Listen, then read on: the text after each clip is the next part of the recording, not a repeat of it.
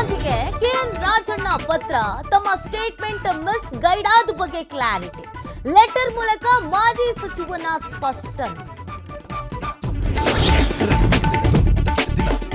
ಹಳೆಯದನ್ನು ಮರೆಯೋಣ, ಹೊಸದನ್ನ ಯೋಚಿಸೋಣ, ನನ್ನ ವಿರುದ್ಧ ಮಾತನಾಡಬೇಡಿ ಎಂದು ರಾಜಣ್ಣಗೆ ಡಿಕೆಶಿ ಮನವಿ. ಹೈಕಮಾಂಡ್ ನಿರ್ಧಾರ ಮಾಡಲಿ ಎಂದ ಸಿಎಂ ಆಪ್ತ. ಬೆಳಗಾವಿಯ ಡಿಸಿ ವಿರುದ್ಧ ಶಿವಸೇನೆ ಸಂಸದ ದೂರು ವಿಚಾರ. ಲೋಕಸಭಾ ಸ್ಪೀಕರ್ಗೆ ಸಂಸದ ಜಗದೀಶ್ ಶೆಟ್ಟರ್ ಪತ್ರ. ಯಾವುದೇ ಕ್ರಮ ಕೈಗೊಳ್ಳದಂತೆ ಓಂ ಬಿರ್ಲಾಗೆ ಮನವಿ.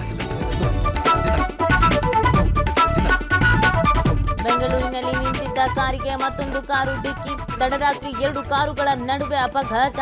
ಕೆಆರ್ಪುರದ ಮೇಡಹಳ್ಳಿ ಬಳಿ ಘಟನೆ.